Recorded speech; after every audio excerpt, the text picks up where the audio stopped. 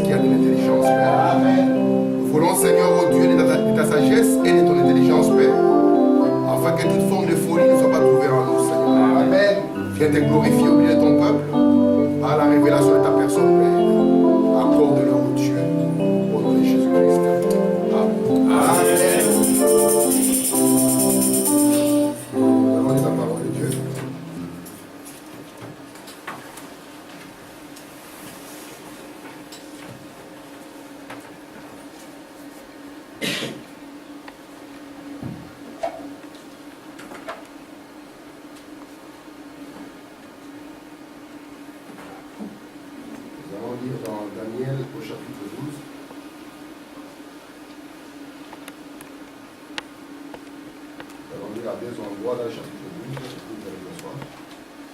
Lisons à partir du verset 3. Daniel 12, verset 3. Ceux qui auront été intelligents brilleront comme la splendeur du ciel. Et ceux qui auront enseigné la justice à la multitude brilleront comme les étoiles à toujours et à perpétuité. Toi, Daniel, tiens secrète ces paroles et scelle les livres jusqu'au temps de la fin. Plusieurs alors les liront et la connaissance augmentera. Nous allons faire un saut à partir du verset 8. Disons encore. J'entendis, mais je ne compris pas. Et j'ai dit, mon Seigneur, quelle sera l'issue de ces choses? Il répondit, va Daniel, car ces paroles seront tenues secrètes et scellées jusqu'au temps de la fin. Plusieurs seront purifiés, blanchis et épurés. Les méchants feront le mal et aucun de méchant ne comprendra. Mais ceux qui auront de l'intelligence comprendront. Alléluia. Il ajoute des bénédictions à la lecture de sa parole. Amen.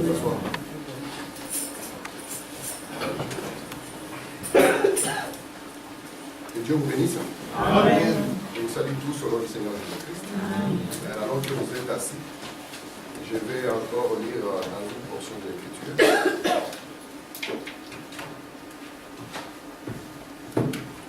Je vais lire encore dans Apocalypse chapitre 10.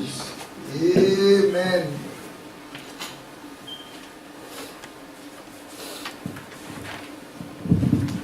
Apocalypse chapitre 10. Il est écrit ceci. Et il cria d'une voix forte comme rugit un lion. Quand il cria, les 7 tonnerres firent entendre leur voix. Et quand les 7 tonnerres y firent entendre leur voix, j'allais écrire. Et j'entendis du ciel une voix qui disait, celle c'est qu'on dit les 7 tonnerres et ne l'écrit pas. Je fais encore un petit saut au verset 7. Mais qu'au jour de la voix du 7e ange, amen, quand il sonnerait de la trompette, le mystère de Dieu s'accomplirait comme il a annoncé à ses serviteurs les prophètes. Amen. Amen. Amen. Comme vous savez, nous sommes en train d'étudier le livre d'Apocalypse dans certaines portions. Et cette dernière partie, je l'ai intitulée Apocalypse, livre des symboles. J'aimerais qu'ensemble, nous puissions faire la suite de l'étude que nous avons commencé le dimanche passé. Donc je vais essayer de revenir un tout petit peu pour les frères qui n'étaient pas là, afin qu'ils puissent voir de quoi nous étions en train de parler.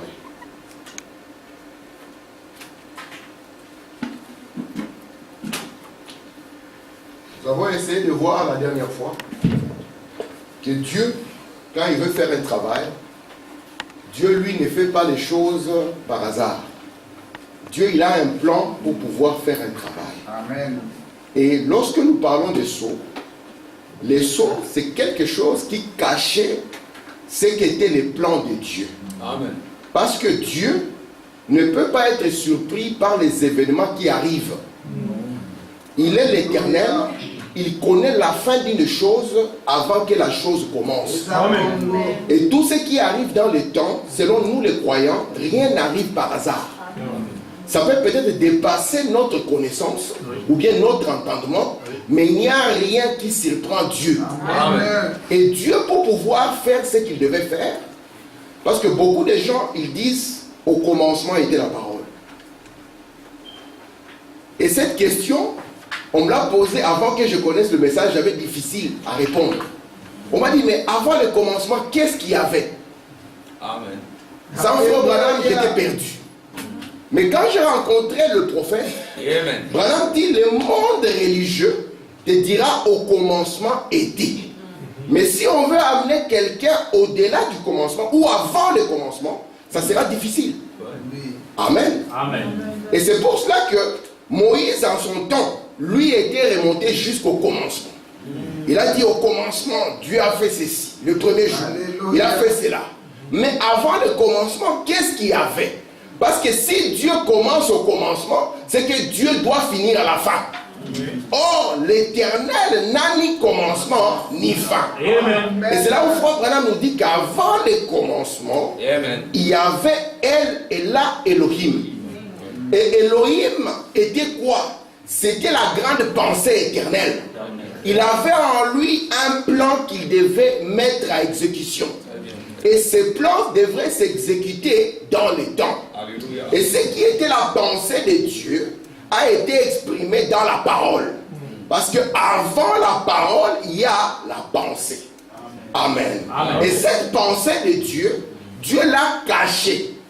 Amen. Amen. Et n'a pas voulu révéler cette pensée. C'est ce que dimanche passé, nous avons appelé le plan de la rédemption.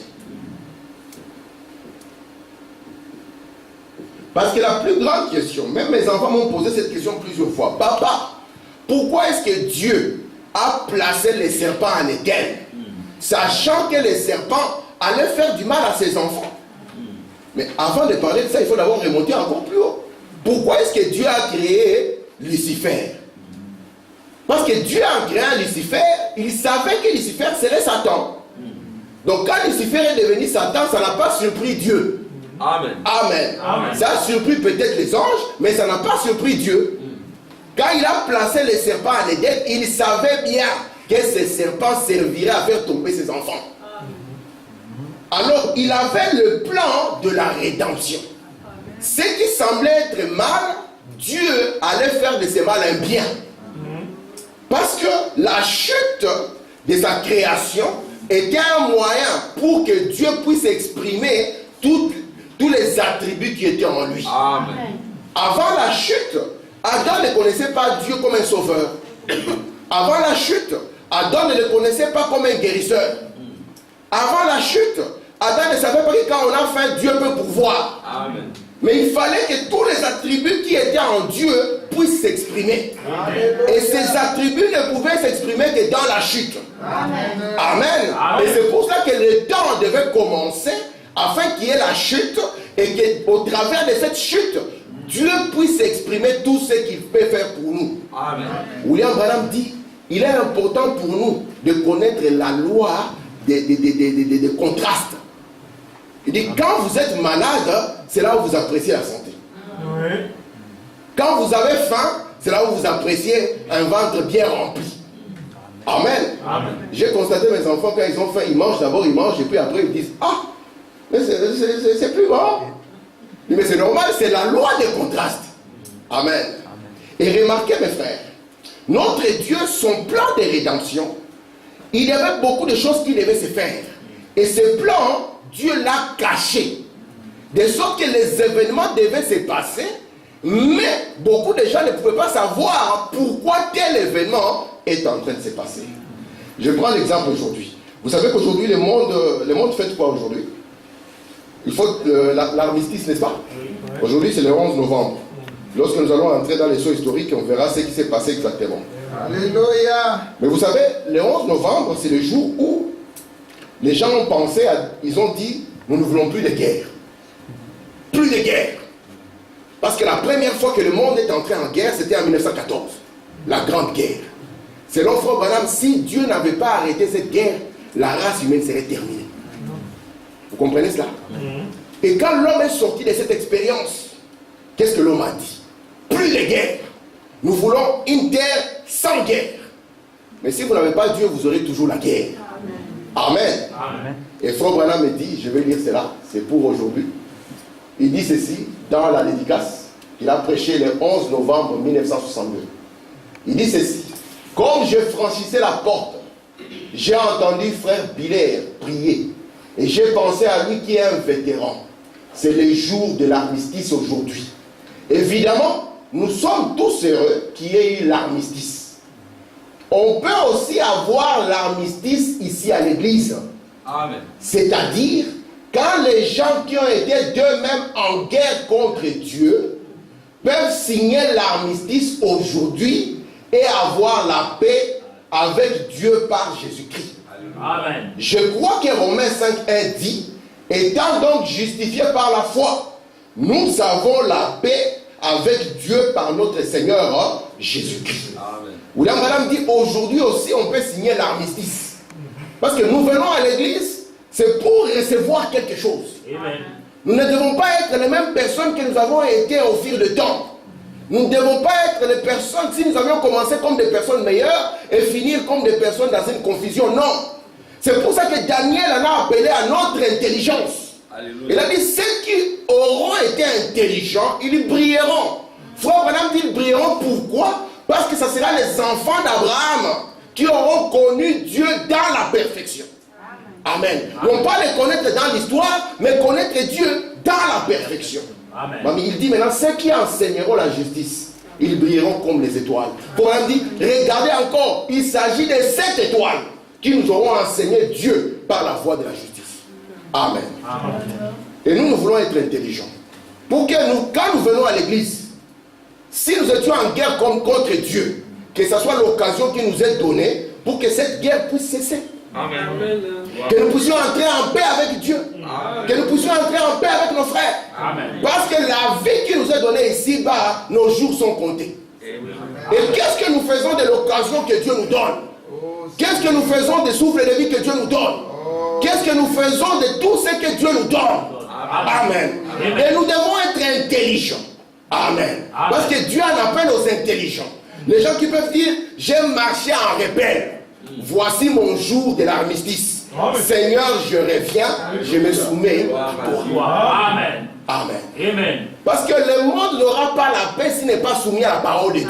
Alléluia. Amen. Ils crieront paix et sûreté, alors la ruine leur tombera soudainement dessus. Parce qu'il n'y a pas de paix pour le méchant. Et on a dit le méchant est celui qui ne comprend pas les plans de Dieu. Amen. Il ne comprend pas les plans de son. Peu importe qu'il soit religieux, c'est un méchant. Amen. Amen. William Branham dit, lorsque Jésus s'est tenu devant les méchants de son temps, ils avaient la forme des religieux. Amen. Amen. Amen. Et les disciples de Jésus, là, ils ne voulaient pas Jésus en compagnie des femmes qui étaient de mauvaise vie. Parce que Jésus devait leur parler. Les méchants d'époque, c'était les hommes religieux. Amen. Amen. Regardez maintenant. Dans le plan de la rédemption, Dieu avait la manière dont, malgré que Lucifer deviendra Satan, malgré que le serpent fera tomber sa famille, Dieu avait la manière dont il va ramener cette famille. Amen. Amen. Et en les ramenant, cela permettra aussi à la famille de connaître Dieu par la voie de la perfection. Amen. Or, nous connaissons Dieu par la voie de la perfection lorsque nous arrivons au chiffre 7.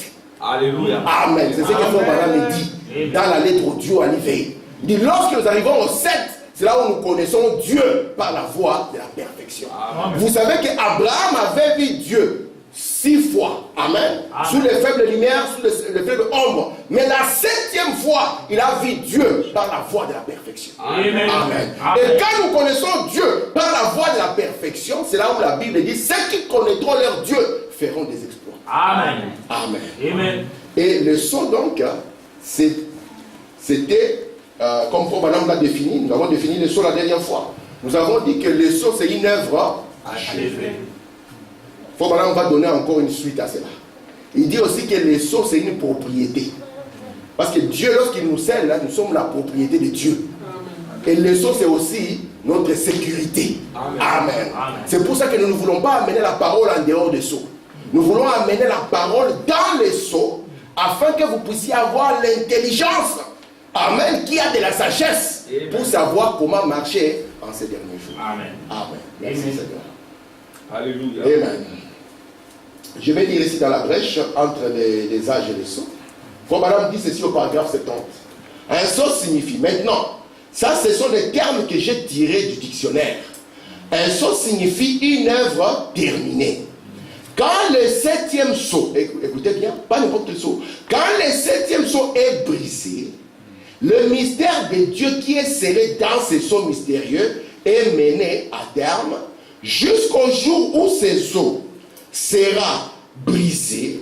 Et alors ce qu'il y a là à l'intérieur est révélé. Amen. Donc le sceau, chaque sceau devait cacher quelque chose. Or, tout ce que le sceau exprime, c'est Jésus-Christ. Amen. Parce que Dieu n'a qu'un seul mystère. Il n'a pas plusieurs mystères. C'est un seul mystère, mais qui va s'exprimer de plusieurs manières. Et ce seul mystère de Dieu qui est caché dans le sceau, c'est le mystère Christ. C'est pour ça que Christ est le mystère de Dieu qui est révélé au cours de temps. Mais lorsque nous arrivons à la plénitude de temps, à la fin de temps, le mystère est amené dans la perfection. Amen. Est-ce que vous voyez ça? Amen. C'est pour ça que nous ne croyons pas en Jésus dans une certaine forme. Non. Amen. Parce que nous croyons que Jéhovah dans l'Ancien Testament, c'est Jésus. Amen. Nous croyons que Jésus en Galilée, c'est Jésus. Nous croyons que Jésus à Bruxelles, c'est Jésus. Amen. Nous croyons, peu importe la forme, parce que Jésus, qu'est-ce qu'il est? Jésus est la parole. Amen. Et lorsque le sceau s'ouvre, il nous montre Jésus. Parce qu'au commencement était la parole. Et la parole était Dieu. Amen. Amen. Donc rejeter la parole et dire que nous allons garder la photo, nous n'avons pas Jésus. Amen. Amen. Amen. Avoir Jésus, c'est avoir sa parole. Amen. C'est pour ça qu'il dit à Pierre, si tu m'aimes Pierre, garde mes paroles.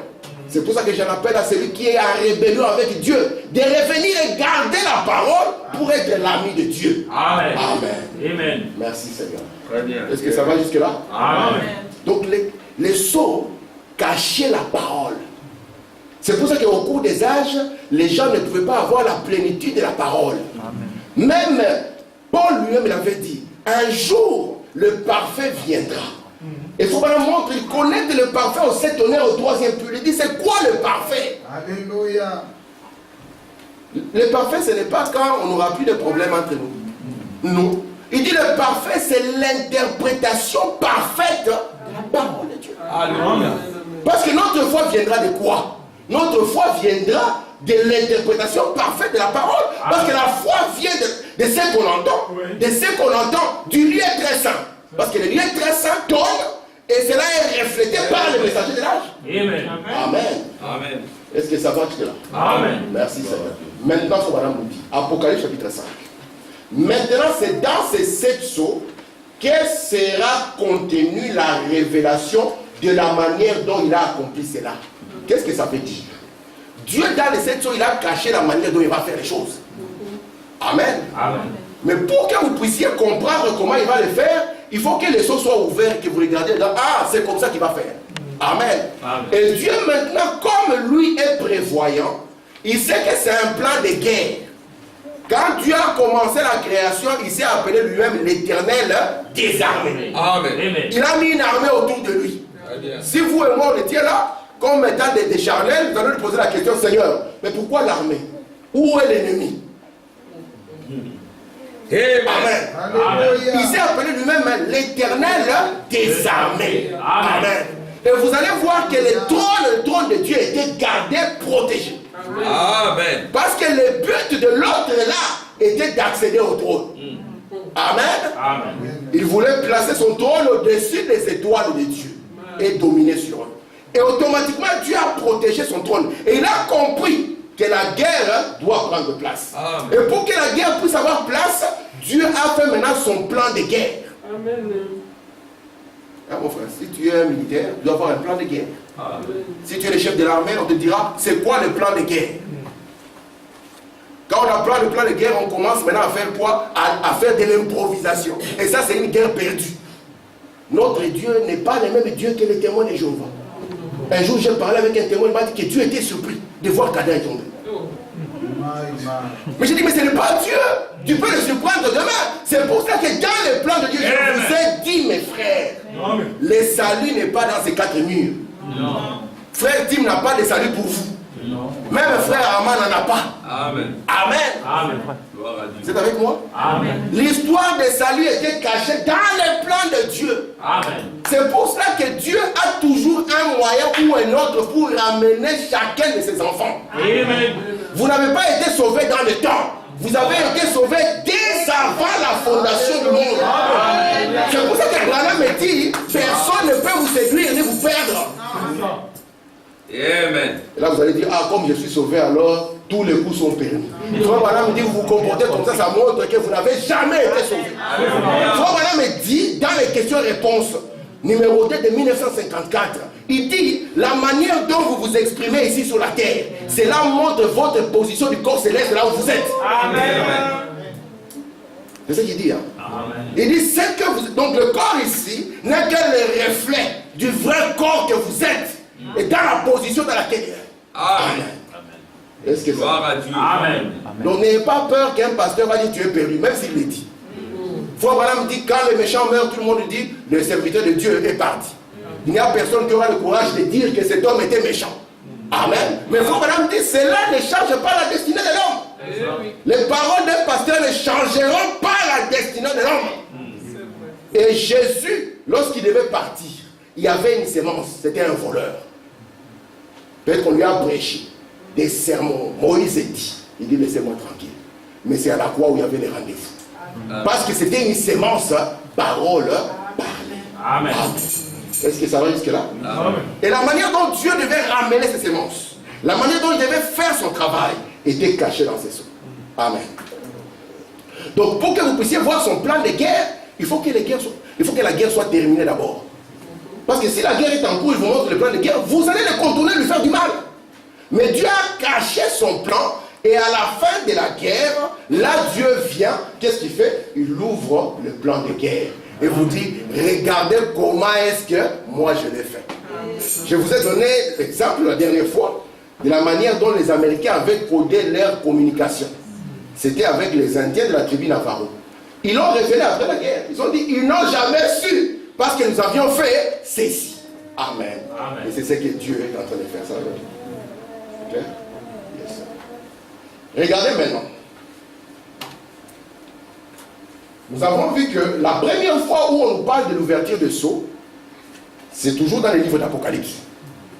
Et là, Frère Branham nous a dit que au temps de Jean et de Daniel, parce qu'ils ont vu la même chose, les sceaux là, parce qu'on a dit à Daniel, scelle les livres. On n'a pas dit scelle-les jusqu'au dernier jour. Non.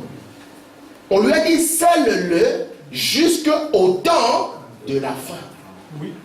Parce que les derniers jours ont commencé à la Pentecôte. Mais le temps de la fin, c'est la fin de la dernière partie que Dieu avait donnée à Israël. Amen. Il dit, scelle le livre jusqu'à cette période-là. C'est pour ça que dans Apocalypse 5, le livre était fermé. Dans Apocalypse 10, le livre qui était fermé est ouvert.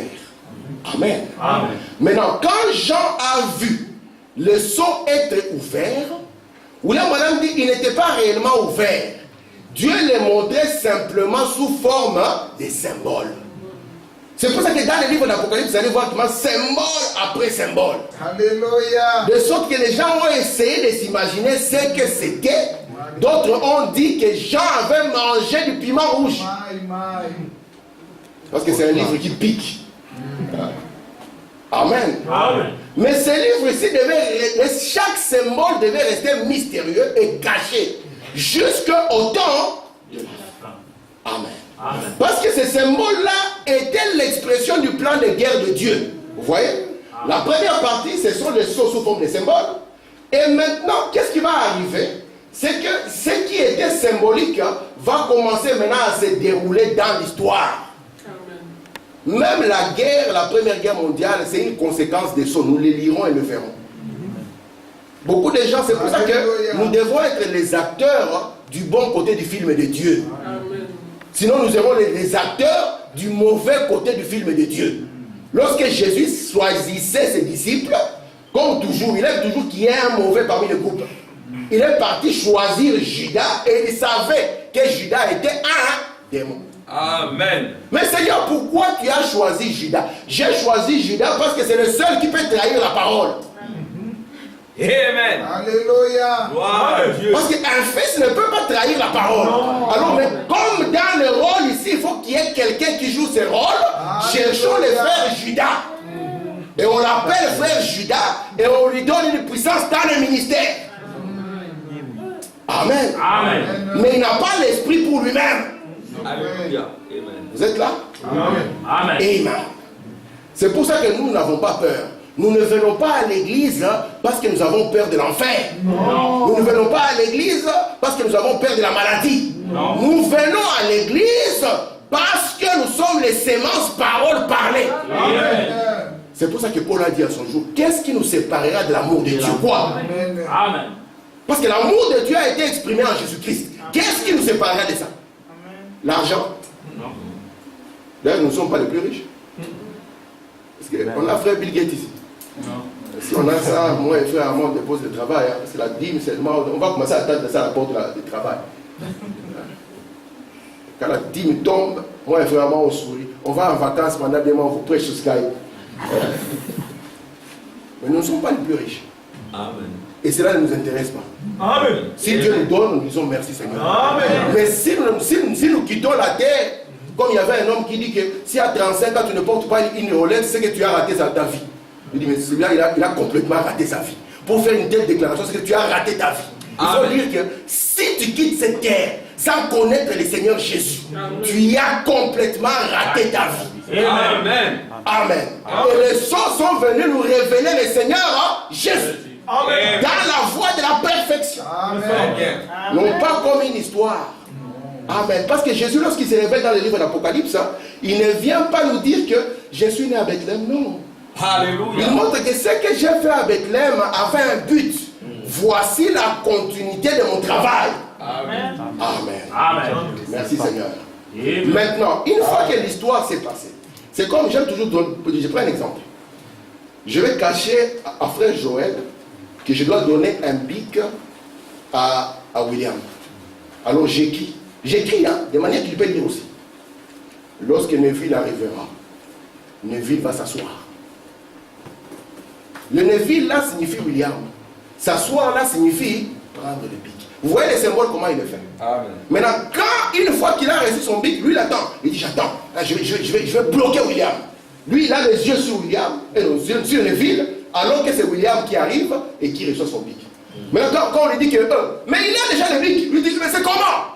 Alors là je peux venir tranquillement dire regarde ce que j'ai fait. Amen. Amen. Est-ce que vous comprenez ça? Amen. C'était sa leçon. Maintenant, une fois, regardez, ça j'aime bien ma. Comment? On peut me couper un peu ça, chauffage comme ça. On peut me couper ce chauffage parce que ça met tellement sous température. Regardez maintenant. Vous allez voir que dans chaque saut, je vais essayer de montrer les sauts ici. Je crois que j'ai un schéma après, mais je le montre ici. Parce que j'aimerais que nous puissions quand même les saisir. Je vous ai dit ici, si moi je viens devant vous pour vous dire que il a été prophétisé qu'une vierge concevra, n'est-ce pas? N'est-ce pas que dans la parole de Dieu, c'est dans le futur. Une vierge fera quoi? Concevra. Qui croit encore qu'il faut attendre ça? Donc c'est un futur passé. Oui. Mais dans la parole, ça reste toujours. On n'a pas écrit dedans, une vierge a conçu. Non frère, il faut maintenant qu'on change. Tu écris en haut, une vierge a conçu. Non, ça restera toujours une vierge concevra. Maintenant, pour que moi je sois capable de vous montrer que la chose s'est passée, il faut que je vous prenne dans l'histoire. Je vous amène, je vous dis, regardez. À Bethléem, ce qui s'était passé, un certain avril, je refuse de donner le jour, de l'an 0. Vous êtes avec moi? Amen. Et là, vous pouvez voir et regarder ce que la parole de Dieu avait dit. On regarde, est-ce que sa maman c'était une vierge? Oui, sa maman c'était une vierge. Ah, est-ce que ce garçon était l'accomplissement de ce... Oui, ce garçon était l'accomplissement de ce qui était dit. Et moi, si je vous dis que Dieu a accompli quelque chose, il faut que je vous prenne et je vous amène dans l'histoire. Et que je vous montre, regardez ça, regardez les symboles qui étaient donnés, regardez l'interprétation. C'est ce que Dieu a fait pour vous. Vous voyez ça? Amen. Amen. Maintenant, donc, on avait les choses d'abord sous forme de symboles. Prenez les choses. Et puis, ce qui était caché sous forme de symboles a commencé à s'accomplir dans l'histoire. Pourquoi cette manière? C'est pour que l'ennemi de Dieu, Satan, ne puisse pas se rendre compte de ce qui est en train de se passer. Amen. Amen. Une fois que les symboles soient accomplis dans l'histoire, donc que la chose est terminée, là nous pouvons parler maintenant des sceaux. Vous voyez ça? Nous aurons maintenant l'interprétation ou l'ouverture. Et dans la parole de Dieu, Dieu a fait quelque chose d'assez merveilleux. Nous avons combien de sceaux dans le livre? C'est combien de sceaux? 7. Si nous prenons le premier jusqu'au 4e sceau, cela va concerner l'Église. Vous savez que Dieu a deux peuples, n'est-ce pas? Oui. Il a Israël d'un côté qui est l'Église naturelle, et il a nous les gentils qui sommes l'Église spirituelle. Amen. Amen. Et lorsque nous prenons le premier jusqu'au 4e sceau, cela va concerner l'Église des nations. Amen. Et c'est la première partie du livre d'Apocalypse. Après cela, nous aurons Apocalypse 4 jusqu'à Apocalypse 19. Et ici, il s'agira de nos frères Israël. Et après cela, nous aurons Apocalypse 22 et 19. Apocalypse 19 jusqu'à Apocalypse 22. Il s'agira des deux mises ensemble. Dans cette première partie, c'est la manière dont Dieu rachète l'Église. Dans la première partie. La deuxième partie, la manière dont Dieu rachète Israël. Et dans la troisième partie, c'est la manière dont ils sont ensemble. Est-ce que vous voyez ça? Amen. Maintenant, regardez. Le Dieu qui s'est déclaré comme étant l'Éternel des armées, il savait que son trône doit toujours être protégé. Est-ce que c'est clair ça? Amen. J'aimerais que vous compreniez que le trône de Dieu doit être protégé. Parce qu'il n'a pas accès au trône qu'il veut. Amen. Amen. A accès au trône l'élu. C'est comme du temps d'Esther. Entrer dans la salle du trône sans être invité, typifier la mort. Amen. Vous êtes avec moi? Amen. C'est pour ça que quand Esther s'est avancée, il s'était préparé. Parce qu'elle savait que si je ne suis pas l'élu, c'est la mort. Amen. Amen. Et remarquez maintenant, les âges de l'église, c'est le trône du Père. Vous êtes avec moi? Amen. C'est là où la colonne de feu est venue pour allumer les chandeliers. Et cela devait être aussi gardé. Parce qu'il y avait un ennemi qui était en vue. C'est pour ça que dans le premier sceau, vous allez voir, il y a un symbole dedans. Dans le deuxième sceau, il y a un symbole toujours. Le troisième sceau, il y aura un symbole. Le quatrième sceau, il y aura un symbole. Vous êtes là? Amen. Ça concerne l'Église. Après ici, nous aurons le 5e sceau Israël. Il y aura aussi des symboles dedans. Nous aurons le 6e sceau, le sceau du jugement. Il y aura symbole dedans. Mais lorsque nous allons arriver à Apocalypse 8.1, c'est le 7e sceau. Frère Branham me dit, il n'y a pas de symbole. Amen. Amen. Si vous lisez avec moi Apocalypse 8.1, on vous dira, lorsqu'il ouvrit le 7e sceau, il lit dans les ciels. Lorsque vous allez voir Jésus parlant aussi des symboles, vous en arrivez où Jésus dit qu'il ne connaît rien. Frère Branham dit, il est difficile d'appréhender ces sceaux parce qu'il n'y a aucun symbole là-dedans. Amen. Comprenez ça? Amen. J'ai beaucoup de citations que je lirai ici. Alléluia. Frère Branham dit, lorsque ce va venir, restez comme vous êtes. Ne devenez pas bizarre. Amen. Amen. Il dit, il n'y a pas de symbole dans ces sceaux. Il n'y a aucun symbole. Amen. Et Frère Branham étant prophète, il nous dit maintenant, si vous voulez voir ce qui se passe dans ce silence, allez lire Apocalypse 10, de 1 à 7. Amen. Lorsque nous lisons Apocalypse 10, de 1 à 7, nous voyons ce qui s'est passé dans ce silence. C'est là où nous entendons qu'il y a 7 voix qui ont tonné. Alléluia. Et quand les 7 voix tonnent, on dit à Jean, écris-le. J'ai dit un amen. C'est dans les courants ça. Alléluia. On a dit à Jean, ne l'écris pas. C'est ce qu'on dit, les 7 tonnerres. Amen. Pourquoi on devait sceller ce qui était dit, les 7 tonnerres? William Branham dit, souvenez-vous, ce sont eux les sceaux qui sont au dos du livre. Amen. Amen. Et Frère Branham dit maintenant, pourquoi on devait cacher ça? Parce que les gens disent, frère, ce n'est pas écrit dans la Bible. Et pourtant, Deutéronome 29 dit, c'est que Dieu nous révèle les talents, ce qui est caché à lui. Oui. Amen. Mais Branham dit, au temps de Moïse, il pouvait cacher. Il ne connaissait pas Dieu dans la voie de la perfection. Oui. Alléluia. Frère, ce n'est pas écrit. Branham dit, moi aussi au début, j'ai commencé à penser que ce n'était pas écrit. Nous avons lu la citation ici. Il dit, mais quand les 7 anges sont venus vers moi, ils m'ont montré que ça ne consistait pas à ajouter à ce qui était écrit, mais c'était montrer ce qui était caché dans l'écrit. Donc c'est par la voix de tonnerre que nous avons eu l'interprétation. C'est pour ça que cela devait être gardé jusqu'au jour de la voix du 7e ange. Amen. Comprenez ça? Amen. Parce que Dieu peut interpréter même ce qui n'est pas écrit. Oui. Cela s'est déjà passé. Oui. Au temps de Daniel. Oui. Le roi a eu un songe. On a appelé tous les archibishops et les anciens. Amen. Et les doyens des anciens. Le roi a été dit, vous avez profité des gens. Frère Branham me dit, j'ai vu des malédictions frapper les familles entières. Parce que les gens ont eu de l'argent qu'ils n'auraient jamais eu s'ils n'étaient pas prédicateurs. Ils ont acheté des ranchs qu'ils n'auraient jamais eu parlé en propre force. Amen. Amen. Il dit, vous avez profité de la peur des hommes. Il dit, maintenant l'heure est arrivée.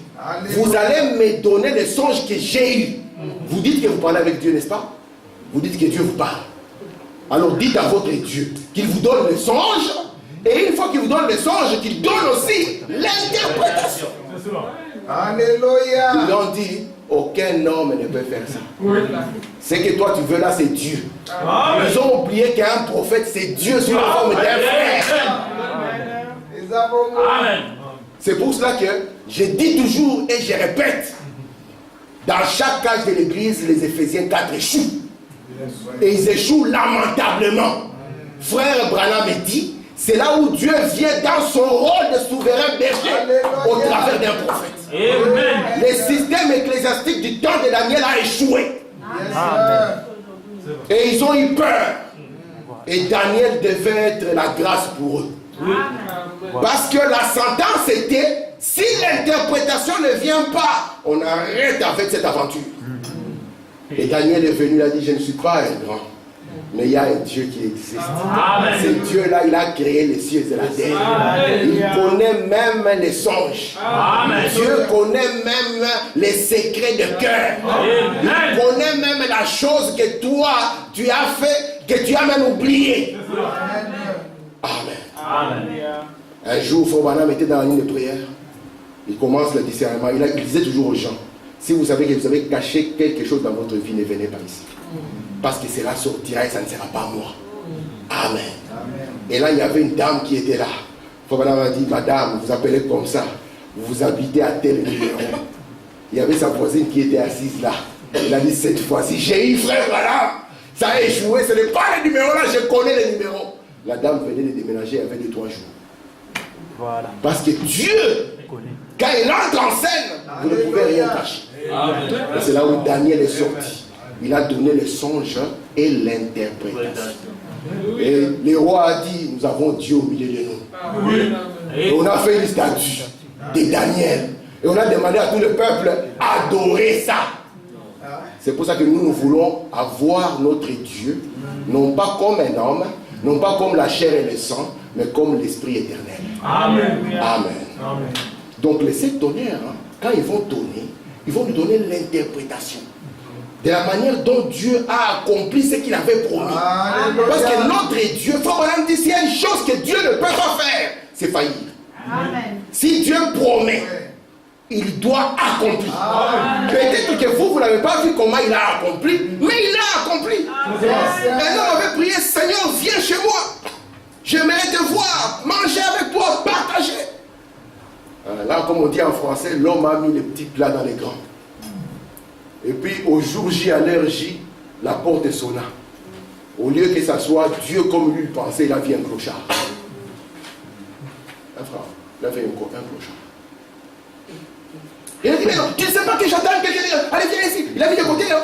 Et puis le clochard est parti. Il a attendu Dieu. Dieu n'est jamais venu. Il a dit, mais Seigneur, tu m'avais dit que tu viendrais. Frère Branham me dit, Jésus est toujours au rendez-vous. C'est pour ça que notre attitude quand nous venons à l'église est capitale. Parce qu'il viendra toujours au rendez-vous. Frère Branham me dit, lorsqu'Abraham, notre père, a croisé Elohim, Elohim ne priait pas. Vous êtes avec moi? Amen. Non, il ne priait pas. Il n'était pas venu sur un cheval blanc. Il était venu avec des habits, avec des poussières dessus. Et Frère Branham dit, parce que Abraham était un homme consacré, parce qu'il était un homme attentif, il a compris que le troisième là, il était différent des autres. Amen. Et nous, quand nous venons à l'église, nous devons venir dans cette expectative. Parce que vous ne venez pas ici pour rencontrer Frère Tim, non. Vous venez parce que vous avez besoin que Dieu vous dise quelque chose par rapport à une conduite. Et votre attente amènera cette chose-là à arriver. Parce que c'est comme cela que Dieu fait. Frère Branham dit la voie par excellence d'apporter la parole, c'est la prédication. Amen. Amen. Et quand je suis ici, je dépasse même un ange que vous pouvez croiser. En chemin comme ça, il y a tout un tonnerre, il y a un ange qui sort. Alléluia. Ici, avec Frère Branham a dit, je dépasse ces messieurs. Vous êtes avec moi? Amen. Qu'est-ce que tu voudrais faire? Ou bien un ange avec bam, un truc qui sort. Et puis il dit, c'est Linda, il faut t'attacher au chapelet. Et toi, tu reviens avec une expérience ici. Alléluia, alléluia. J'ai vu. William Branham dit, nos pentecôtistes d'aujourd'hui vont avaler ça. Parce qu'ils ne se tiennent pas au son. Amen. Amen. Nous avons l'interprétation parfaite de la parole. Yes, Amen. Amen. Que si quelqu'un a vu un ange, ça ne fera pas peur. Qu'a dit l'ange? Frère Branham me dit, lorsque l'ange m'apparaissait et qu'il m'enseignait, je lui disais, tu sais bien que j'aime le voir dans l'écriture. Vous êtes avec moi? Amen. Si la Vierge Marie demande le rosaire, tu lui demandes ma soeur. Tu appelles même Maman Marie. Est-ce que je peux le voir dans l'écriture? Vous êtes avec moi? Amen. Sinon vous aurez peur de tout et de rien. Merci Seigneur. Regardez maintenant. Je vais lire ici dans Monsieur Esler. Est-ce que vous allez croire cette citation? Alléluia. Je suis dans Monsieur Esler. Je vais lire au paragraphe 207. Je commence là où j'ai souligné pour gagner le temps. Mais ces sons sont en dehors du livre. Au moment où les 7e ange sonne de la trompette, tous les mystères qui sont écrits dans le livre sont accomplis. Oui. Immédiatement, le livre qui était ouvert et écrit à l'intérieur est fermé. Les mystères de Dieu sont accomplis. Et ce sont les mystères de Dieu. Tel point, les départs de l'Église et toutes ces autres choses, les mystères sont terminés. Amen. Quand Branham vient, il vient parce qu'il est marqué. Regardez mes frères. Nous avons l'Ancien et le Nouveau Testament, n'est-ce pas? Oui. L'Ancien et le Nouveau Testament. Parce que dans la parole de Dieu, nul, quand on s'appelle un prophète, c'est un risque grand. Amen. Amen. À l'époque, quand on disait qu'il faut avoir un prophète, nos amis congolais, des églises dites de réveil, ils avaient dit non, il n'y a plus de prophète. Le dernier prophète, hein, c'est Jean-Baptiste. Et puis il y a une épidémie actuellement. Tous sont devenus prophètes. Alléluia. Et il n'y a plus de sorciers guérisseurs africains. Regardez. Lorsqu'un homme vient comme prophète, et surtout un prophète comme Moïse, écoutez-moi très bien. Ça, c'est un prophète différent. Yes, un prophète comme Moïse, c'est un prophète qui a un ministère à 3 attractions. C'est pour cela que pour pointer Jésus, il avait dit, l'Éternel votre Dieu vous suscitera décidera du milieu de vos frères un prophète comme Moïse. Alléluia. Le prophète comme Moïse, c'est un prophète qui est roi, sacrificateur et prophète. Il prend les trois fonctions en lui-même. Amen.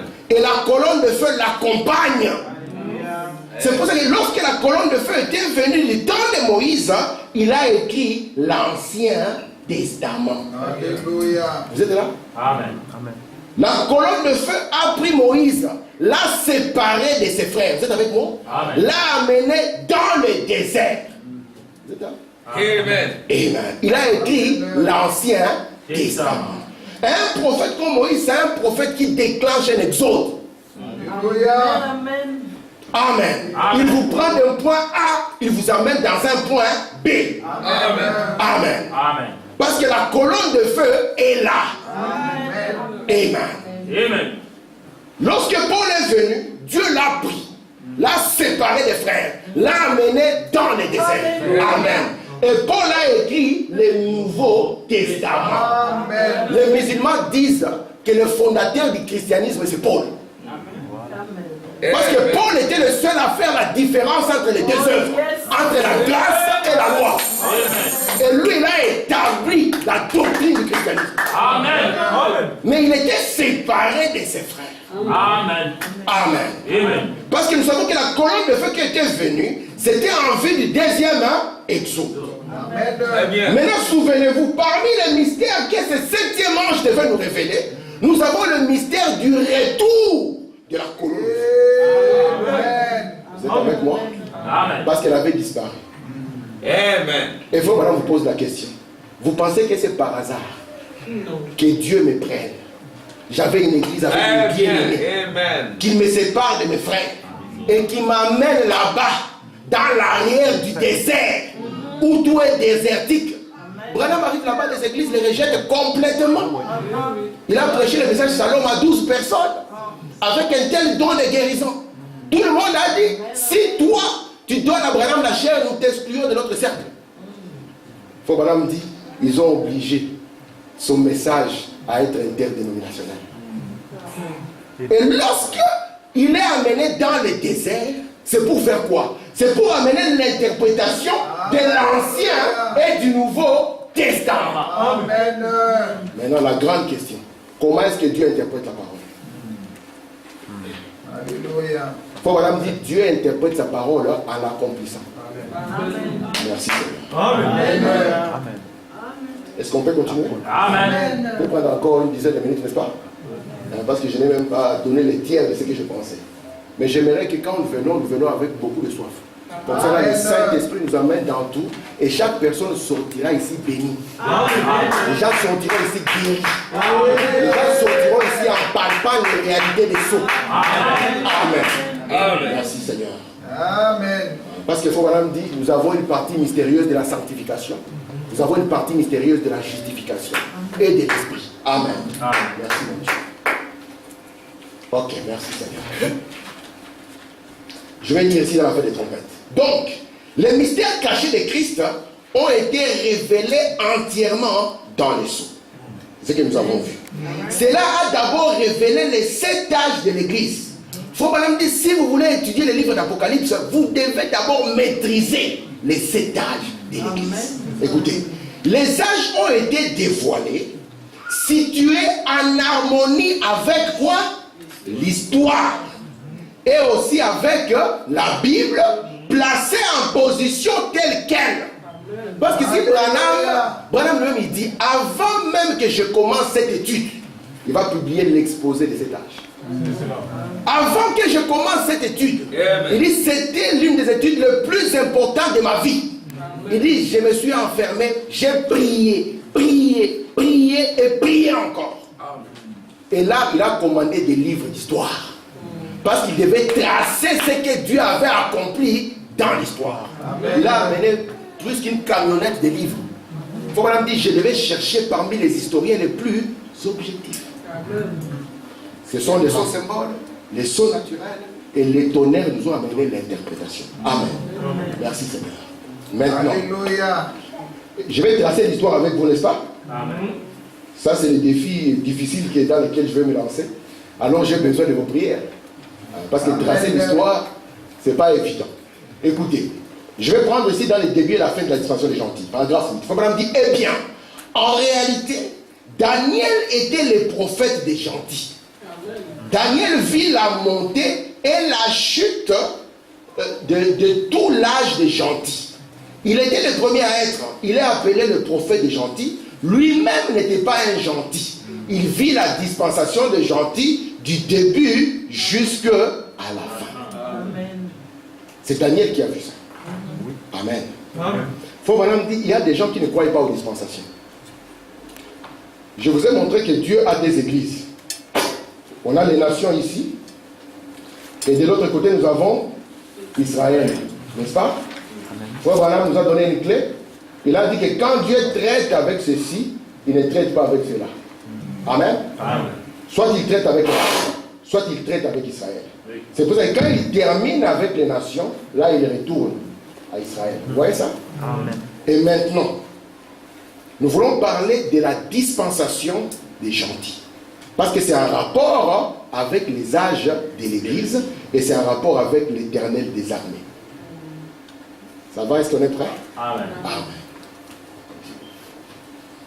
Je suis dans l'exposé de ces pages. Page 193. Nous trouvons ici un exposé détaillé des événements à venir avant leur accomplissement. Il est prophétisé qu'ils doivent survenir depuis l'époque de Daniel jusqu'à ce que Jésus vienne régner comme fils de David. Cette période est appelée le temps des nations.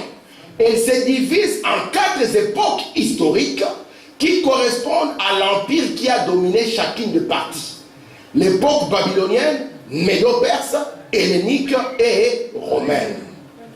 C'est Daniel 7 et Daniel 2. J'ai la statue ici. Je laisse ça, je prends la statue. Alléluia. Vous savez, le roi avait eu un songe. Et les rois d'époque étaient assez spirituels que nos hommes politiques aujourd'hui. C'est ça. Amen. Amen. Si vous êtes un frère, vous entrez dans la politique d'aujourd'hui, moi, c'est mon droit. Je douterai de votre expérience. Complètement. J'ai des citations terribles là-dessus. Je pourrais les lire une fois. Des citations, je dis bien terribles. Et les rois d'époque, ils savaient que quand il a un songe, ça peut signifier quelque chose. Et les rois devaient être entourés par les prophètes. Vous êtes avec moi? Amen. Parce que normalement, l'office par Moïse, l'office du roi, c'est le prophète qui devait le porter. C'est pour ça qu'au temps de Samuel, quand ils ont voulu détacher, parce que remarquez, on a 3 offices. On a l'office du sacrificateur. Vous êtes là? Amen. On a l'office du roi. Et puis on a l'office du prophète. Frère Branham dit, tout ceci, c'est ce que Moïse était pour Israël. Amen. Alors, qu'est-ce qui va arriver? Moïse va détacher cet office et va le donner aux Lévites. Vous vous souvenez de ça? Amen. Amen. Et nous savons que les Lévites, selon le plan de Dieu, ce n'était pas eux qui étaient disposés ou qualifiés pour cet office. Amen. Parce que les sacrifices lévitiques ou la prêtrise lévitique ne peut jamais amener à la perfection. Amen. Or, aujourd'hui, nous voulons connaître Dieu par la voie de la perfection. Amen. Et Moïse a gardé les deux, le roi et le prophète. Vous êtes avec moi? Amen. De manière que quand Samuel était le prophète, et il était aussi le roi d'Israël. Mais Israël a regardé autour pour ressembler aux autres. Ils ont dit, nous voulons aussi un roi. Et Dieu a dit, mais vous ne comprenez pas que c'est moi l'Éternel qui exerce ma royauté au travers du prophète. Oui. Pourquoi voulez-vous devenir comme les autres? Vous n'êtes pas comme les autres. Amen. C'est pour ça qu'il dit que dans ces messages, nous ne sommes pas comme les autres. Amen. Amen. Ce n'est pas pour faire une différence méchante, non. Nous sommes un peuple particulier, appelé particulièrement par un prophète particulier, avec un message particulier. Amen. Frère Madame dit, c'est la raison pour laquelle vous, nos soeurs, vous habillez différemment. Amen. Nous ne voulons pas d'ambiguïté. Une sœur apparaît, c'est une sœur du message de frère Branham. Amen. Un frère apparaît, c'est un frère du message de frère Branham. Amen. Et ici, ils ont voulu être comme les autres. Ils ont voulu avoir l'esprit des nations. Et qu'est-ce qu'ils ont fait? Ils ont détaché l'office du roi à celui du prophète. Et ils ont donné cet office encore à quelqu'un qui ne devait pas. Ils l'ont donné à Mister Saül. Vous êtes là? Et le prophète est resté prophète. Il devait maintenant encadrer les rois. Il devait maintenant dire, c'est roi ici, il va vous malmener, il va faire de vos filles ses boulangères, de vos garçons ses militaires. Amen. Amen. Remarquez maintenant. En ces temps-là donc, un roi qui était avisé, s'il avait un songe, il pouvait appeler un prophète. Prophète, qu'est-ce que je vais faire? En Israël, quand un roi devait aller au combat, il pouvait dire prophète. Est-ce que c'est le moment ou ce n'est pas le moment? Amen. William Branham dit, même quand tout le monde peut dire c'est le moment, amen, si celui qui a Dieu dit que ce n'est pas le moment, alors si toi tu es avisé, tu vas écouter. Amen. Parce que Dieu ne peut pas bénir ce qu'un prophète a déjà maudit. Amen. Vous êtes avec moi? Amen. Akab était déjà maudit par le prophète Élie. Michel ne pouvait pas le bénir. Amen. Et ici maintenant, le roi a vu cette statue. Et William Branham nous dit que les 4 parties ici, ça forme ce qu'on appelle les temps de nation. Parce qu'à la fin, c'est la pierre qui vient pour frapper la statue. Et lorsque Daniel commence à interpréter, il va montrer que ce sont 4 royaumes qui vont se succéder sur la terre. Vous êtes là? Parce que nous voulons parler de quoi? Nous voulons parler des âges de l'Église. Or, les âges de l'Église vont se situer durant cette période ici. Avant, Israël était une nation libre. Vous êtes avec moi? Amen. Quand Moïse les a installés, ils étaient libres. Et à cause de leur péché, amen, le péché amène toujours la captivité. Je répète, le péché, l'incrédulité vous amènera dans les chaînes de la captivité. Amen. Lorsqu'ils ont commencé à se détourner de Dieu, au lieu de faire l'armistice avec le Seigneur, lorsqu'ils ont commencé à se détourner, ils se sont retrouvés captifs à Babylone. Et n'ont plus jamais été un peuple libre. Amen. Amen. Donc nous avons eu l'empire babylonien. Branham nous dit, faites attention, Babylone se trouve au début de la Bible, Babylone se trouve au milieu de la Bible, et Babylone se trouve à la fin de la Bible. Maintenant, je vais vous montrer, parce que je suis en train de pointer la dernière partie des temps de nation qui va constituer au 7 âge de l'Église, afin que vous puissiez voir pourquoi il est l'Éternel des armées et qu'il devait protéger son peuple. Amen. Regardez maintenant. Il a vu d'abord l'empire babylonien. C'est là, selon la vision de Daniel 7, correspondait à ces lions avec des ailes. La deuxième partie, c'était l'empire médo-perse, parce qu'ici c'était au temps de Nabucodonosor et au temps de Belkhazzar. Quand Belkhazzar a manqué l'égard à Dieu, le royaume a été renversé. Tu as été pesé et tu as été trouvé léché. Amen. Ici, Darius est venu avec les médo-perses. Et c'était représenté par un animal sous forme d'ours. La troisième partie, c'était du temps d'Alexandre le Grand, qui était représenté par un léopard. Et la quatrième partie, qui était les jambes de fer et des pieds en partie de fer et d'argile, Frère Branham nous a montré que c'était Rome. Est-ce que vous êtes là? Amen. Mais remarquez, les 3 premières bêtes ont été décrites. La 4e bête n'a jamais été décrite. On a dit que c'était un animal terrible, effroyable, épouvantable, mais qui avait combien de cornes? Merci beaucoup. Merci Seigneur. Je suis en train de me diriger vers la fin. Frère Branham dit ici dans le deuxième sou. Tout le monde sait que Babylone, c'est Rome. Ah. Quelqu'un l'ignore ici. On va le prouver par Frère Branham. Tout le monde sait que Babylone, c'est Rome. Remarquez, dans l'Apocalypse, on ne l'appelle pas simplement Babylone, mais on l'appelle Babylone mystère. Et Branham dit, tout le monde sait que Babylone, c'est Rome. Or, Babylone, c'est le monde de la confusion. C'est là où Dieu est descendu et a fait quoi? Chaque personne est partie avec son interprétation, au lieu de contempler la pierre blanche. Amen. Mais il faut vraiment dire, à la Pentecôte, Dieu a fait quoi? De sorte que tout le monde parlait dans son langage et chacun comprenait. Amen. Merci Seigneur. Amen. Regardez maintenant. Tout le monde sait que Babylone, c'est Rome. On continue. Je prends son 10 semaines dans 422. Et puis remarquez, Rome existe jusqu'à la fin. Parce que nous avons vu que Babylone existe au début, au milieu et à la fin de la Bible. Puis remarquez, Rome existe jusqu'à la fin parce qu'il y en avait jusqu'au bout des orteils. Il a vu de la boue, de l'argile. Ça, ce sont les gens, c'est dont nous sommes faits. Et le fer, la force de Rome, s'est retrouvée dans toutes les nations. État islamique, la force de Rome y est. Amen. Merci Seigneur. On continue. Regardez ce qu'il faut qu'on dire ici, dans la plus grande bataille jamais livrée. Jésus-Christ est né dans le royaume romain et a été persécuté la première fois qu'il est venu par le royaume romain. Et lors de son second avènement, sa venue maintenant, son message est persécuté par les dénominations de Rome, qui est la mère de toutes. Et à son retour, il viendra pour anéantir ce royaume romain. Il le fera par le souffle de sa bouche. Merci Seigneur. Et nous savons ce que c'est la bouche de Dieu. Merci Père. Regardez maintenant. C'est très intéressant ce que nous voyons ici. Je suis en train de tracer ma ligne. Nous commençons ici par l'empire babylonien. Après, quand ça tombe, il y a les Médo-Perses qui arrivent. Comme tout ce qui a un commencement doit avoir une fin, il tombe aussi. Quand il tombe, il y a nos amis grecs qui arrivent. Amen. Et quand les Grecs tombent, il y a les amis, les Romains qui arrivent. Et la naissance du Seigneur Jésus, la naissance de Jésus va se dérouler quand ça sera l'Empire romain dominant quoi? Son pays.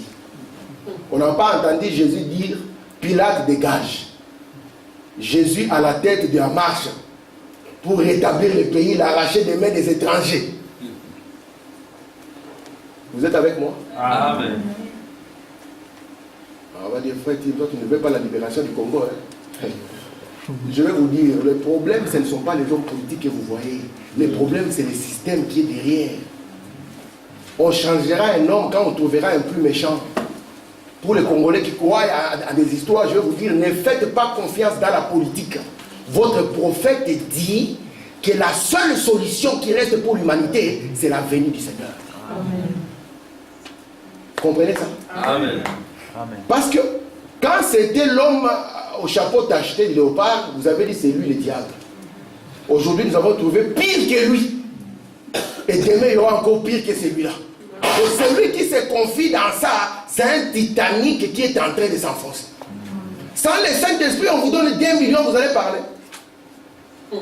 William Branham, à son époque, il a prié pour un malade. On a amené 1 500 000 dollars de l'époque de Frère Branham. Frère Branham dit, je n'ai même pas voulu toucher à ça. Je n'ai même pas voulu voir ça. Vous n'avez pas le Saint-Esprit. On va placer devant vous 1 million, ou bien 1 million seulement. 1 million seulement. Mais vous changez de langage. Et nous allons nous confier pour notre futur à des gens comme ça. William Branham dit, tout ce dont vous avez besoin, vous, peuple de Dieu, se trouve en vous. Amen. Même si le pays est en train de sombrer, vous êtes capable de vous élever. Amen. Parce qu'en vous est venu un royaume. Alléluia. Amen. Amen. Sinon, on va encore prendre les mains, on recommence. Le combattant chante encore, nous passons devant. L'éternel est le recommencement. Amen. On a commencé à chanter le racisme en Europe depuis combien de temps? Ça a diminué. Frère Branham me dit, j'ai vu un homme du nom de Martin Luther. Il a dit qu'il va aller combattre pour ses frères noirs. Ouais. Parce que ses frères noirs souffrent. L'homme blanc est méchant. Lui, il va venir les délivrer. Frère Branham me dit, comment est-ce qu'un prédicateur ne peut pas comprendre ça? Il doit comprendre que c'est un problème de cœur. Et le cœur ne peut être changé que quand le Saint-Esprit descend. C'est pour ça que Frère Branham me dit, si on pouvait avoir même un Abraham Lincoln dans chaque tribunal des États-Unis, ça ne marchera pas. Que je vous dise la vérité, parce que vous venez ici qu'on vous dise la vérité. On regarde, Congo, je ne sais quoi, qu'est-ce qui se passe là-bas? Ah, nous avons notre candidat. Ok. Voyez voir demain ce qu'il va faire. Et puis vous allez comprendre que la politique est pourrie. Mettons ce que nous avons dans les seigneurs. C'est ça le seul royaume qui ne peut pas être ébranlé. Alléluia. Merci Seigneur Jésus. Merci mon Dieu. Est-ce que ça va là? Amen. Ok. Merci. Voilà. Je reviens ici pour que vous ne lisez pas la citation. Je vais vous montrer quelque chose. Et je finis par ça. Frère Branham nous dit, le diable, il a la puissance politique. Vous savez ça? Amen. Le diable, il a encore quoi? Il a la puissance économique. Et puis il a la puissance et démoniaque. Parce que c'est religieuse démoniaque. Amen. Maintenant, l'église, parce qu'il va commencer, les 7 âges d'église vont faire face à ça. Ils vont faire face à une attaque externe et une attaque interne. Vous comprenez ça? Donc c'est pour cela que Dieu, qu'est-ce qu'il va faire? Il va placer le lion, il va placer le bœuf, il va placer l'homme, et il va placer l'aigle afin de protéger le trône. Vous voyez ça? Qui sont les 7 âges de l'église. Parce que les royaumes qui viennent de défiler, ils vont s'en prendre à l'église de manière extérieure. Et puis il y aura des esprits religieux qui viendront aussi. Parce que l'église va faire face à 3 esprits. Au nicolaïsme, au balamisme et au jésuitisme. Amen. Merci Seigneur. Mais nous avons accusé ici Rome, n'est-ce pas? J'ai fini par ça. Nous avons accusé Rome comme étant Babylone. Le pape peut se lever et dire que c'est une accusation gratuite. Pourquoi vous pouvez dire que nous sommes Babylone? Ce n'est pas nous qui le disons, c'est la parole de Dieu. Regardez. Je vais essayer d'aller vite parce que j'ai encore plein de choses que je vais dire, mais le temps est parti et puis je n'aime pas aussi être très long. Donc je vais faire ceci. Si vous avez le temps, notez Daniel 7, lisez-la à la maison. Il nous parlera de cette bête qui était épouvantable et qui avait 10 cornes. Apocalypse 13 nous parlera encore, mais il nous parlera, il donnera maintenant un nom. Il nous montrera 10 cornes et 7 têtes, et il va montrer que il va commencer à décrire la bête. Il va montrer que les 3 parties qui étaient décrites, les lions, l'ours et le léopard, font partie de cette bête. Alors, ok, j'arrive ici. C'est ici que je voulais. Il me transporta en esprit dans un désert. J'ai vu une femme assise sur une bête écarlate, pleine de noms de blasphème, ayant 7 têtes et 10 cornes. Cette femme était vêtue de pourpre et d'écarlate et parée d'or, de pierres précieuses et de perles. Elle tenait dans sa main une coupe d'or remplie d'abominations et des impuretés de sa prostitution. Sur son front était écrit un nom, un mystère, Babylone la grande, la mère des impudiques et des abominations de la terre. Écoutez, c'est ici l'intelligence qui a de la sagesse. Les 7 têtes sont 7 montagnes sur laquelle la femme est assise. Est-ce qu'une femme peut s'asseoir sur cette montagne? Elle doit avoir quelle taille cette femme? Ok. C'est aussi 7 rois. À part que les 7 têtes sont 7 montagnes, ils sont aussi quoi? 7 rois. 5 sont tombés, un existe, l'autre n'est pas encore venu. Quand il sera venu, il doit rester peu de temps. Et la bête elle-même, elle est du nombre de 7. Vous comprenez ça? Je répète. On dit que la femme sur laquelle on a vu écrit Babylone, elle était assise sur 7 montagnes. Amen. Et ces 7 montagnes sont aussi 7 rois. 5 sont tombés, un existe, l'autre n'est pas encore venu. Quand il sera venu, il restera peu de temps. Amen. Merci Seigneur. Ok. Merci Seigneur. Maintenant, donnez-moi juste 3 minutes et je finis. Ça prépare juste la leçon de la prochaine fois. Regardez mes frères. Une femme dans la parole de Dieu,